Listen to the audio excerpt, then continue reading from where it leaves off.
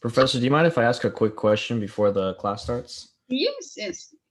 On the grade book, it says that discussion 1 is still at a 0. I don't know if that's showing up for everybody, or you just haven't graded it yet, or you're going to grade it at the end. Okay. Today I will complete all the discussion 1 assignments. So you will get the grades today. Sounds good. It was not graded because I have 3 to 4 courses, no? So I'm grading one by one. So just this discussion 1 is due, and it will be graded today. Sounds good. Thank you. Oh, thank you.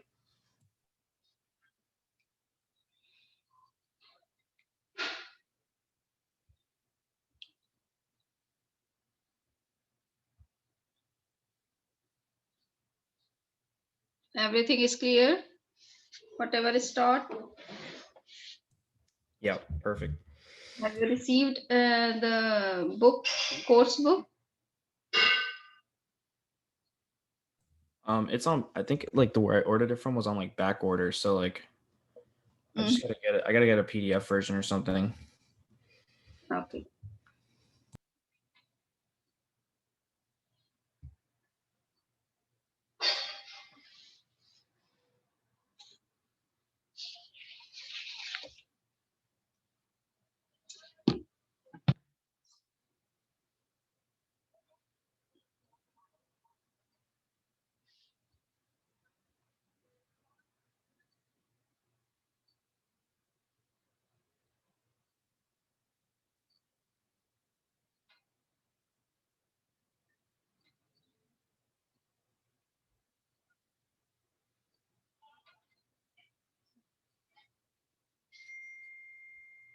Have you submitted the proposal of the term paper? Yeah, I did. Okay.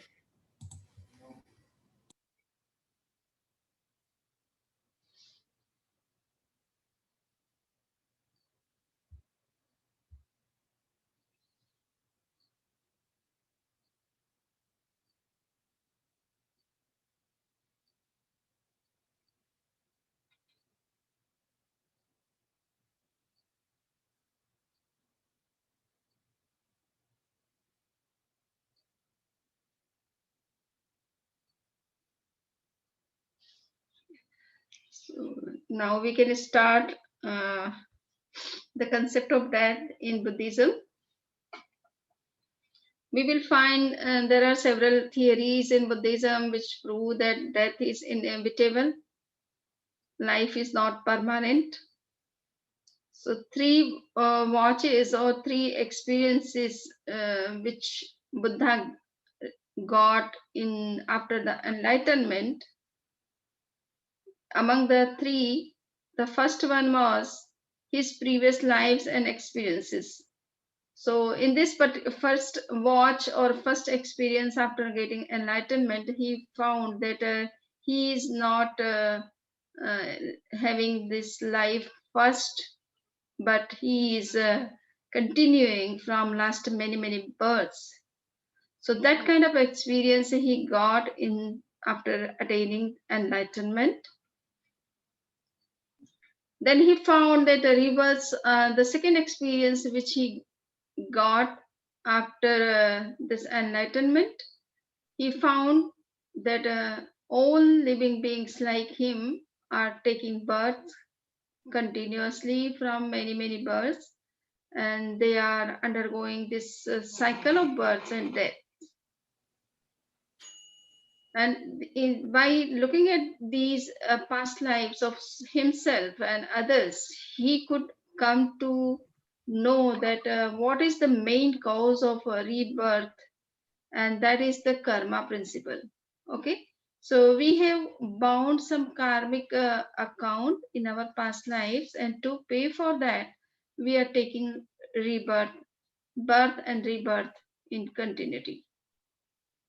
Next, he got one principle which is also very much enduring, and he found that there is dependent origination. Everything is dependent on others.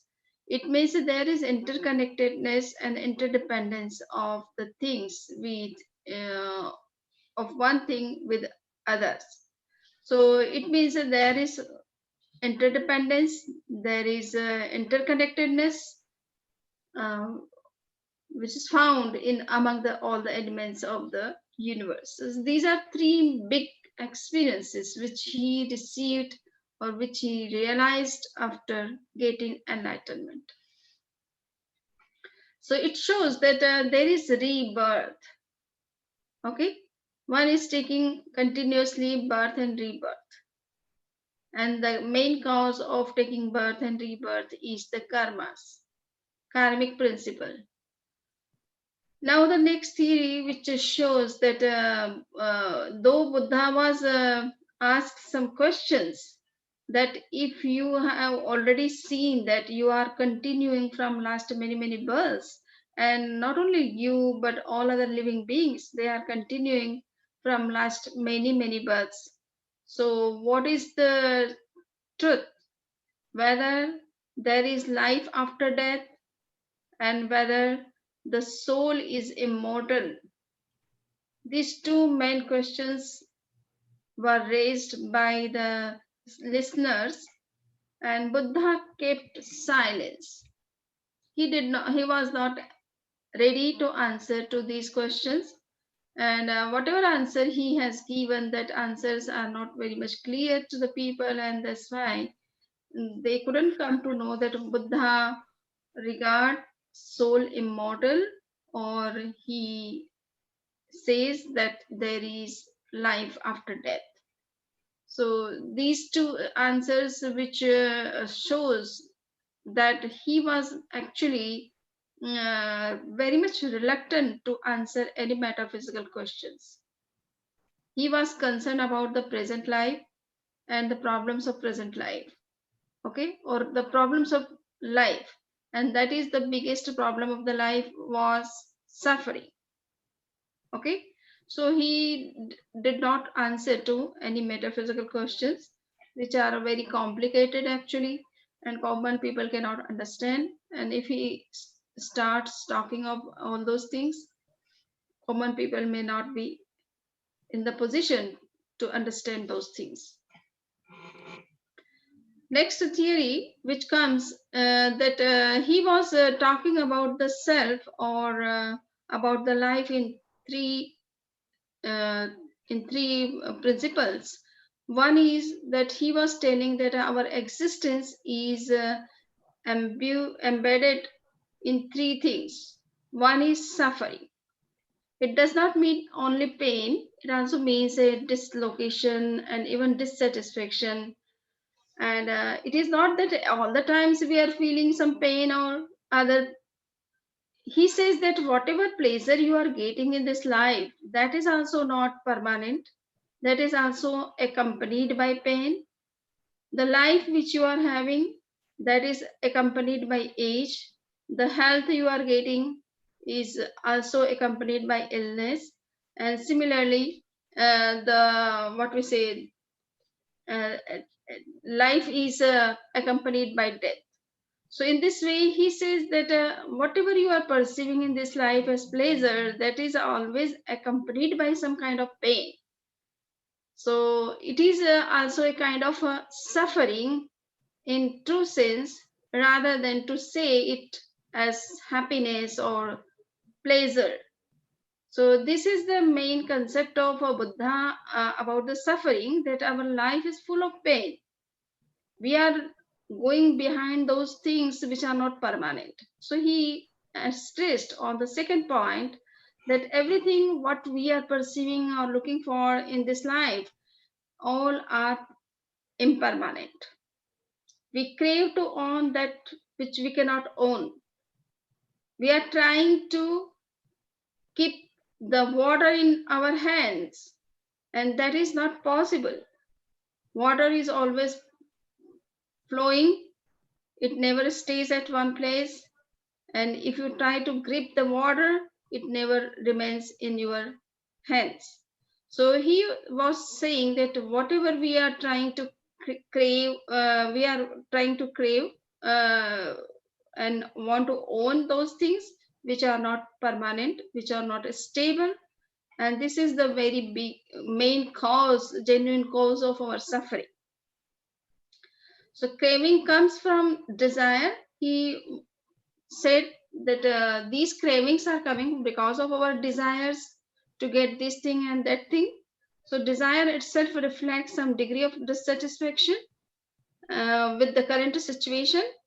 Such discontent is not only over what we have, but especially with who we are. So he said that we are craving not only for the things or position, objects, material objects or material pleasures and comforts, but we are also trying to crave to see ourselves as permanent living entity. So that is also a main cause of your suffering. Nothing is permanent. Whatever you are in this present life, that will also not be all the times. So impermanence, we have to understand this principle of impermanence, and if we could understand it, then we could see the real cause of our suffering, and we can be able to remove it and can be happy forever. Next, he said that no self. The most powerful illusion under which we suffer is that of a separate entity called self or I. So generally people say that I am so and so. So this I is not permanent. Today I may be called that I am a Samani Chaitanya Prajna, but this name is not all the times. It never remains after death. Nobody will call me by this name after death. In this particular form in which I am available to everybody and perceptible, that form will also not continue after death. So this I-ness is also impermanent. It is not for all the time. You are introducing, you are giving your business card to other people saying that I am a Samantha or I am a Vivan or I am a Abel. But after death, this card will work? No. So what you are thinking about yourself in present life, that is also for the time being and not for all the times. Is it true? So he said that you think that I am permanent and that's why you are running after all these material comforts and pleasures and doing something day and night just to get them. But you yourself is not permanent. What will you do with by collecting all these things after death? Have you given the thought?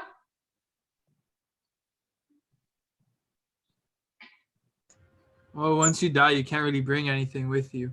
Yeah. So why we are running after all these things? We need very limited things. But people aren't thinking about what they need after death or that they don't need anything after death. They're only thinking about right now or like the short term. Yes. But for the short term, we don't need so much. Don't think. So why people are running day and night? Whatever they need, they can get in daytime and few hours by doing some job in for few hours. And the rest of the time, they can think of their own inner self, their spiritual growth, their satisfaction, their happiness, remaining at home. But people have no time, even for eating, even for drinking tea or coffee. They are putting their tea and coffee also in the car when they are going to for their job. They have no time to take these drinks at home. Okay, at the time of driving, they are taking all these drinks because they have no time at home. Okay, So Buddha wanted to say that, of course, we need something to survive. We need house, we need clothes, we need food, we need other items in this short time also to survive. But we have to think that apart from the basic necessities, what we are doing, we are thinking that we are permanent and we will use these things all the time. They would be with us even after death. Though no, but nobody says like this in clear language, but they have no idea that why they are running day and night. Okay, what is the limit of material growth? So here Buddha wanted to awaken or make alert all the people that you may need some things, but think that you need only for the time being and not for all the times. So these theories, he was interested to teach all these three things rather than answering to any metaphysical questions. So this shows that life is not permanent. Death is there. Life is always accompanied by death. Everybody is coming into life for the time being, and after that, he goes or undergoes the death cycle. Next is karma. Our personhood consists of 5 skandhas or aggregates. It is karma that is the causal nexus among varying sets of bundles of skandhas. So he talked that whatever we are at this in this present lifetime, we are the aggregate, or we can say a proper arrangement of 5 skandhas. But after that, all the skandhas disperse and they go to their original form. It is karma that is the causal nexus among varying sets of bundles of skandhas. But whatever we are doing, that is being recorded and that is being transferred into next life. Is it clear? That is being transferred. Or other things may not transfer to next life. Whatever we are trying to get in this life, they may not be transferred. But what we would do, that will always be transferred to next life. So be aware that you have to pay what you are doing in this life or in past lives. So that awareness must be in every living being, and they should live a moral life, a life of morality, rather than the life of greed or attachment to the worldly pleasures and things. Next is theory, which also shows that our life is not permanent. It is dependent on something. If that thing is not there, the life will also extinct after a certain time. So dependent origination theory, we are not isolated, independent or individual reality. This theory describes the person in terms of the links which act as prevailing conditions that bring about the coming to be and falling away of each other. The links are, sorry. So Buddha said that our life is not isolated, it is not independent. We are not independent individual reality, but we are the assemble of 5 skandhas, and there are certain modes we are passing through them. So we have to understand that we are associated, our whole personality is linked with 12 things. The first one is ignorance. We have already discussed all these things, that we are in this present life, it is because of our ignorance. Ignorance of suffering, ignorance of impermanence, ignorance of no self. Okay? Due to these basic principles which must be in our knowledge, but since we are ignorant about all these things and we are always craving something which is not with us, and whatever we have, we are not satisfied. We are always looking for something more. So these cravings are due to ignorance. Second is action and intention, desire or cravings. So we have all the time some cravings, and we are performing some act to fulfill those cravings. Consciousness, we know something, that what we are doing and how we should do anything, what we want and how we can get it. So knowledge is there within us. Name and body, so we have particular form of body, and through which we are working or interacting with the external world. We have six fold senses, including mind. We have ear, eyes, nose, tongue, touch, and mind. These are the six senses. Okay. So we are interacting with the outer world or external world, or whatever we are trying to get, we are trying to get with the support of these all five or six senses. Whatever we are thinking, planning, executing, all these senses are working to fulfill our goal of this life. Next is sensation. Sensation means that whenever we do something, we feel something. So feeling is also there.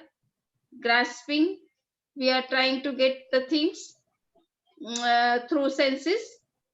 Becoming, it means whatever you are at present, it is because of your desires, because of your cravings, because of your deeds, and because of that you are getting new karmic account, and to pay again to that karmic account, you are taking new birth. Again you are getting to old age, and slowly and gradually everybody is proceeding towards the death. Clear? So these are 12 links which are associated with our personality or our life, and they are cause and effect of each other. So it is not that we are just an individual reality, we are the uh, collection of these 12 links. Anybody has any question? Things are clear? Okay. Now the next theory, he was looking for liberation, and liberation from suffering. And that liberation is technically known as nirvana. So in nirvana, to attain the state of nirvana, so what is the literal meaning of this particular term? So according to Buddhist literature, the meaning of this particular term is to extinguish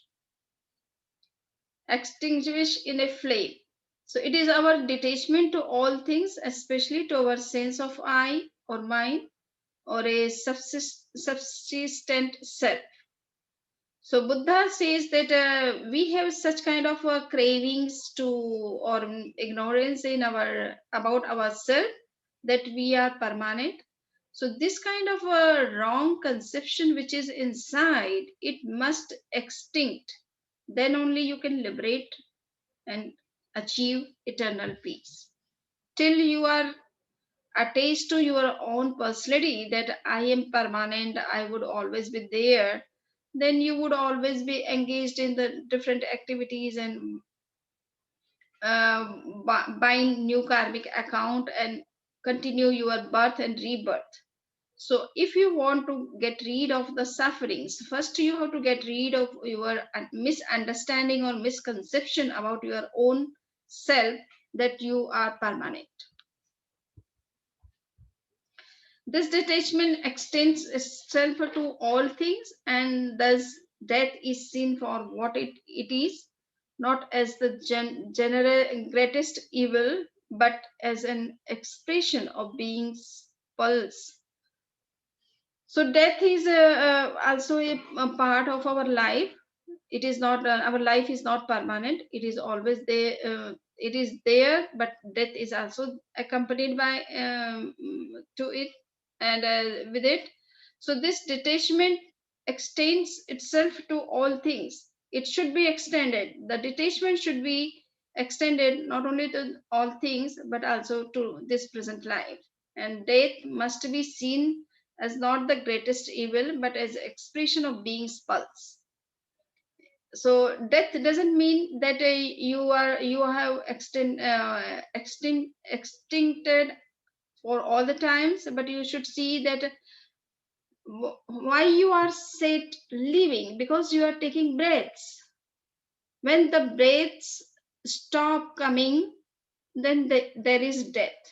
So you should understand that in the sense of the stopping of the breathing process and not anything else. So this, in this way, Buddha has explained, or the Buddhist tradition explains that that means the stoppage of breathing process. As Sariputta asks, how can a person be interested in an afterlife if he is not in any way attached to the present life? So this type of questions were raised by the listeners or by his own disciples. But as I have already said, that Buddha was not interested when he was asked that whether you will be after death or not, or is and is both, or is and is not both not. So he said, no, I may be, I may not be, I may be and I may not be, and I'm. So in this way, he answered in such a suspicious way, or with such an unclarity, that people couldn't decide that whether we would be after death. Okay. Next theory, as we have seen that in 3 watches after experiencing enlightenment, he could see that rebirth is there. So rebirth is very much accepted in Buddhism, but Buddha did not answer that the life would be after death in a very clear language. Even though they are accepting that the rebirth is there, the person or the soul or the individual who is binding, who is creating new karmic account, they have come to next life for paying all those accounts. Last one is early Buddhist view. You would see that at death we have the disintegration of the 5 aggregates. Still some invisible mental energy exists and carries its karmic residue to a new form. Death is merely the ephemeral end of a particular phase within the stream of existence. So this is the main original view of Buddhism, which is found in early Buddhism, which is called Theravada. That is the oldest school of Buddhism, in which it is said that death doesn't mean that you will extinct forever, but just it is a disintegration of 5 aggregates which have assembled to give this particular form of life in this present life. And still after death there is some invisible mental energy which exists and which carries the karmic residue which you have earned in this particular life by performing different actions. So death is the ephemeral aid of a particular phase within the stream of existence. So Buddha says that our existence is always in flow, in flux. It is flowing from the time immemorial to infinite future. But it is always in flow, like the water. So water is changing at every moment. Like similarly, the life is changing at every moment. Nothing is permanent. Everything, the first moment of our life is quite different from the second moment of our life. Okay. So in this way, the existence is going through a wave like existence, and it is whatever we are perceiving today may not exist tomorrow. Okay, so these are the simple principles regarding the concept of death in Buddhism, and I think that the things are clear. If somebody has any questions, they can ask.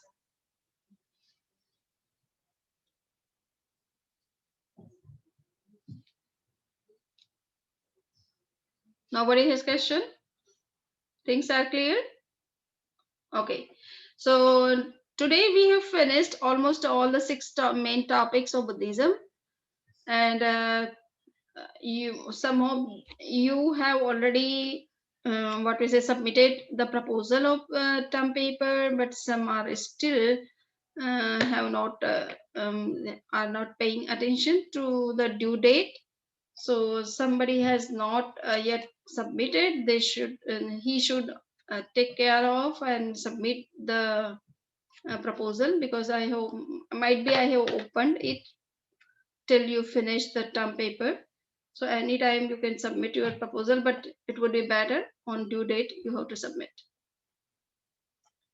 And there is a class exam after this material. Have you seen the video last time in last class?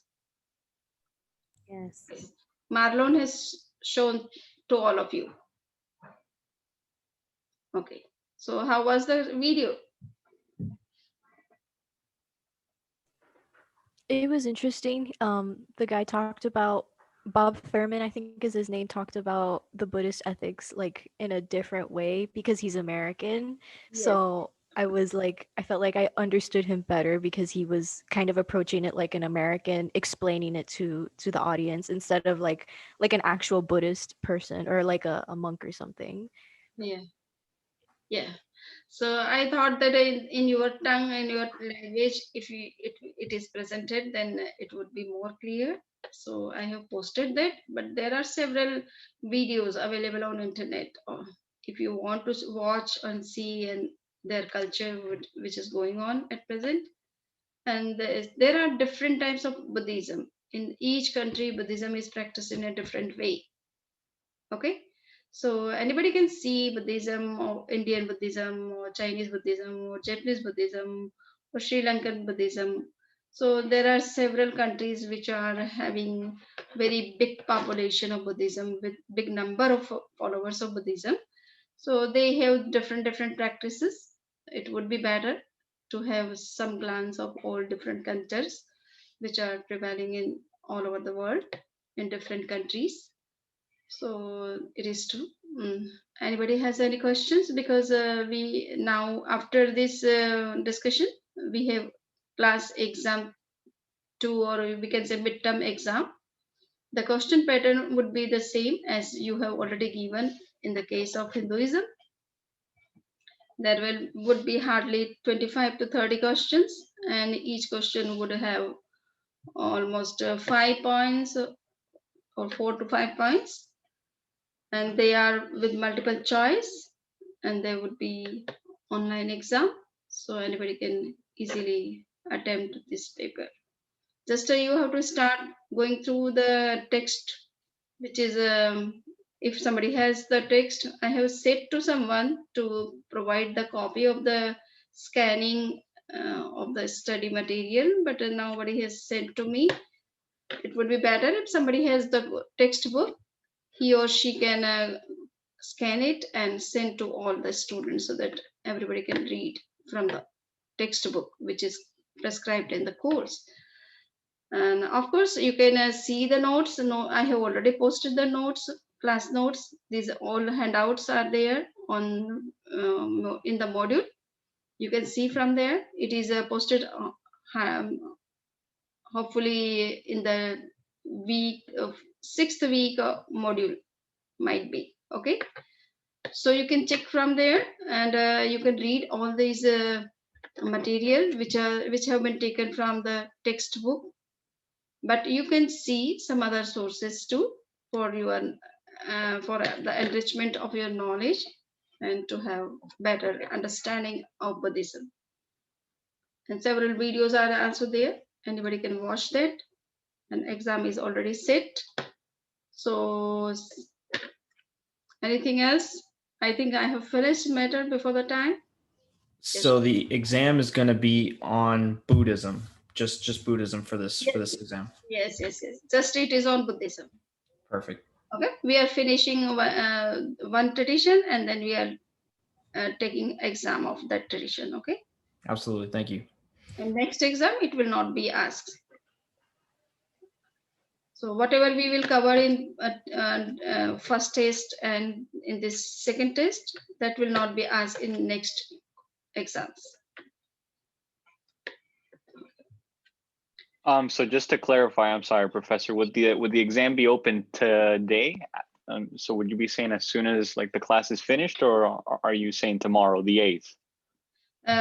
It would be, if you think I can open from tomorrow, though it is set on 9th October, and I prefer that I have to open for few hours only, not for few days. But I'm feeling that some people are very much into some busy in some their work because of this corona problem or some. So I'm opening for 2 days. Anybody can join and attempt for the exam for 2 days. Okay, so I can start from today to Sunday. You have enough time. Okay. Right, that would be great. Thank you very much. Yes, because to help in this critical time, it is my moral duty. So I'm opening it for 2 days. Right. Just another question. Would the second discussion be due tomorrow, or could you extend that as well? Second discussion, it is the date is already fixed. Have you seen that? And the what we say discussion topic is also fixed in that particular discussion. So I think it is already fixed and it is published. No, are you able to see? Right. Yeah. But so it's supposed to. So the due date is tomorrow, but since we just finished Buddhism, we finished talking about death and what would be the doctrine there. I was wondering, maybe since we have just finished, would you be able to kind of extend it since we have more of what we can talk about? Okay. So it would be better. I will check the date. First, you have to finish the test. Then you have to start about discussion. Okay. If date is a preset, then I will change later on the due date, and you can do that without any difficulty. Okay. Right. That would be great. Yeah. After test, the discussion will open for a week. All right. Thank you so much, Professor. Yes. Anybody has any question? Thanks.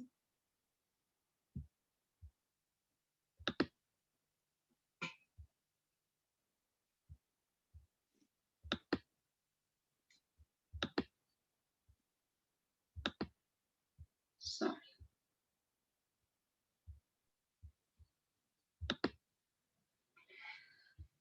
So let us, we have to leave the meeting if somebody has no question. And thanks, Marlon, for showing the video on time.